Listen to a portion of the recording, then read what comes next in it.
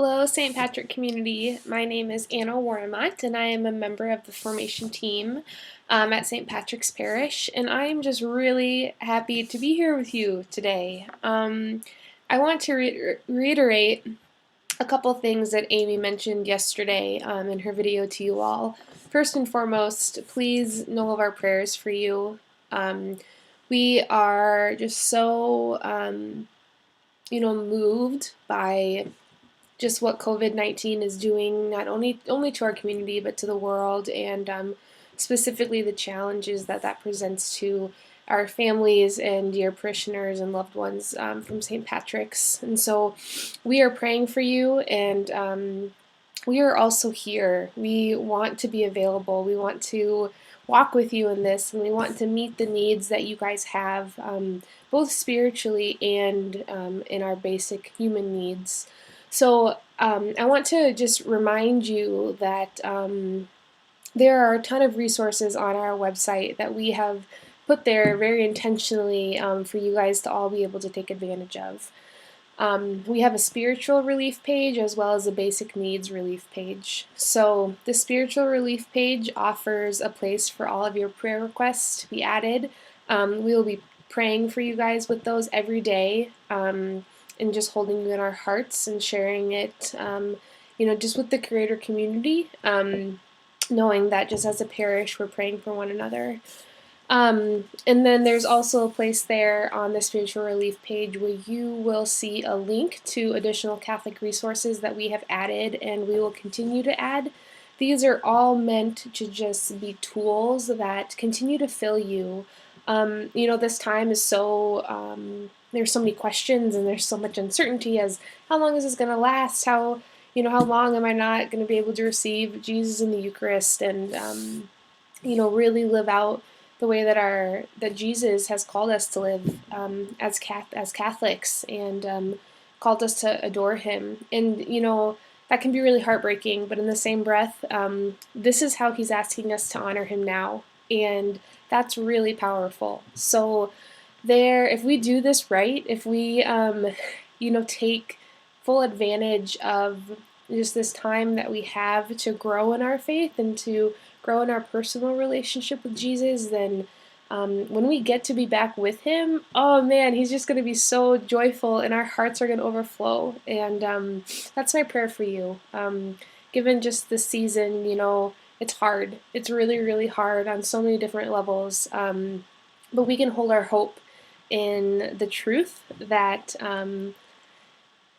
that we will grow in this and that this will, come to an end. And when it does, we'll be overflowing with joy. So please take advantage of the many resources we have and continue to come back to this page every day just to join back in with your St. Patrick community and to, allow us to connect with you in some way, whether that's from my own home or Amy's home or, with Father or Deacon. We just get to be with you, and that's awesome. So come back here, and, at 3 o'clock every day, we will be sharing either the Rosary or the Chaplet of Divine Mercy, which is just a really cool way to pause in the middle of your day.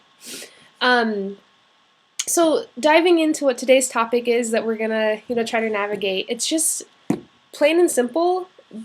How are we supposed to handle this? What does our new normal look like when, our routine of kids going to school and driving into work and, even just as simple as when you got groceries during the week, like that all looks different now. So what are we supposed to do and how do we manage that in a way that, we feel like we have a sense of control in. We can feel like we have a sense of grounding in.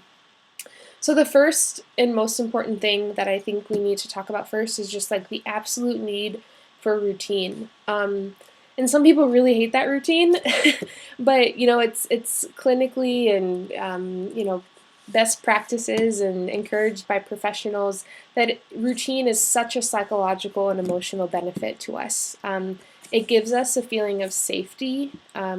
It gives us a feeling of preparedness that we know what's coming next. It gives us also feelings of productivity. And just as human beings, we're meant to be in relationship with one another, and we're meant to we have a purpose. We're meant to give back. We're meant to do. We're human beings, so we're not human doers, but there is a level of productivity that gives us a sense of purpose, that reminds us that, yes, we are invaluable, and we have to continue to create spaces where we can tap into that, just because it encompasses our whole well-being. So it's really crucial during this time, especially when we're away from all that routine, that we are able to create a sense of that in our own life, just for our own rhythm. So when I'm looking at, what does my new normal look like, I'm focusing on 4 different components of that. My physical well-being, or my physical normal, my emotional, my mental, and my spiritual. And of course, we can't be 100% in all 4 of those, but the sweet spot is when, the average kind of meets us in the middle. Here's a little diagram I wrote up, if you can see it.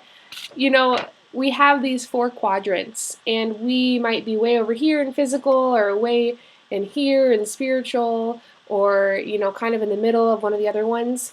But that's okay, because when we are focusing on the whole picture, it grounds us more into the center. And the center is where we start to feel a little bit of, a little bit more peace in. So my challenge is to be thoughtful about those 4 areas, but don't try to fix them all and bite off more than you can chew, and feel like you have to perfect all 4 being areas, or all 4 quadrants. That's not the purpose. That could be counterproductive. But those are just 4 areas to be very mindful of, because we're each individual and we each have different needs and different priorities. And so we have to be super thoughtful on what we need individually, which is going to look very different than somebody else that you really care about, or somebody else is in your life who maybe is walking in this exercise with you. And that's okay. We get to have some flexibility, and we get to have some, just excitement, that this is something that you get to take ownership for. So the other 2 areas that I really want to touch on with just creating this new normal. So the first one is acknowledging the physical, emotional, mental, and spiritual needs that we all have. The second one is to really establish good boundaries. And the third one is to really define expectations. So I'm looping boundaries and expectations together because these are super, super important. If we don't have healthy boundaries or healthy expectations with ourselves, and with the people that we're doing life with right now, then things can get really messy really, really fast as we're trying to figure out this new normal. So, for example, physical space is something that's really important to me. So if I'm working and praying in the same room every day, that's going to drive me crazy, because I don't have the physical separation to, shut off from one thing and move to the other, and my mind gets very fragmented. So I'm praying on my couch with my candle lit in the morning. It's the first thing that I'm able to do, because I know if I don't do it right away, then it won't happen, and I know that my day will be frantic if I don't pray. So that's the first thing I'm doing every morning, and that's downstairs on my couch. And then after that, I'm starting my work day. I'm totally shifting into a new environment. I'm going upstairs into a room where I have a desk, and I have my pens, and I have my Post-it notes, and I'm bringing my rosary up here because I need to remember that Mother Mary is wrapping her arms around us during this time. And so that's just one example of how I've worked to set boundaries with myself.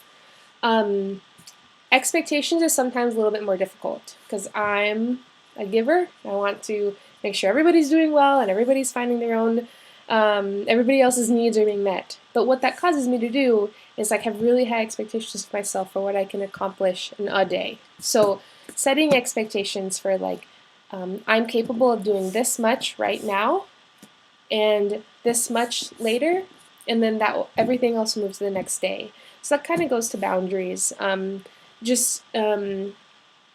Setting up what a healthy rhythm looks like for us, as we're no longer just able to walk into our coworker's office and ask a quick question. Everything takes more time. And we have to be so patient with ourselves in that. So please just be patient with yourself.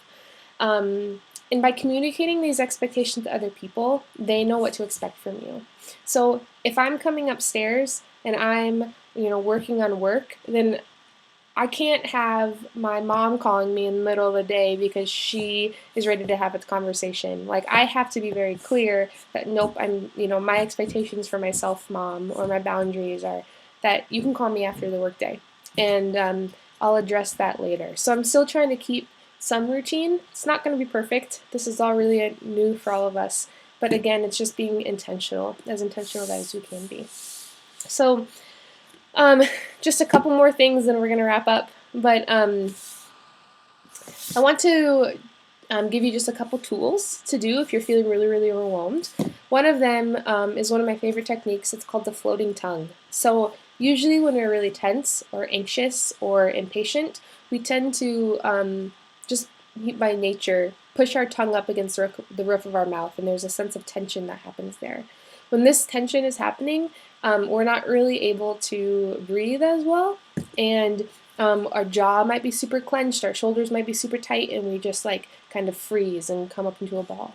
We have to really be intentional when we're feeling overwhelmed to loosen our tongue and just let it float in our mouth. I know it sounds so silly, but your jaw will loosen, your shoulders will fall, and all of a sudden you're just releasing this tension. Your breathing improves, oxygen goes to your brain and your mind in a much better way. And all of a sudden, you can feel a little bit more relief. So practice floating your tongue. And then second, identify what is causing you to be frazzled, attack that, and then walk away. Give yourself some space from the situation. And a really great way to do that Matthew Kelly always talks about is, giving yourself to someone else. So giving yourself and your time and your gifts and your energy to get outside of yourself. So maybe that's making a really encouraging phone call to somebody who might be down, or writing a letter to someone that you can mail. Mail's coming back, guys. Just anything that can help you think about others in just a little bit of way. So what I want you to do is kind of take the things that we talked about today, chew on them for a bit, maybe spend some time processing them. But your weekend challenge from St. Patrick Community is going to be prayerfully considering and being very intentional about what your new routine looks like, specifically your spiritual routine. So spend some time kind of processing that and decide when this weekend you are going to set up time for yourself to dive in to creating that new routine. Of course, just to reiterate, know of our prayers for you.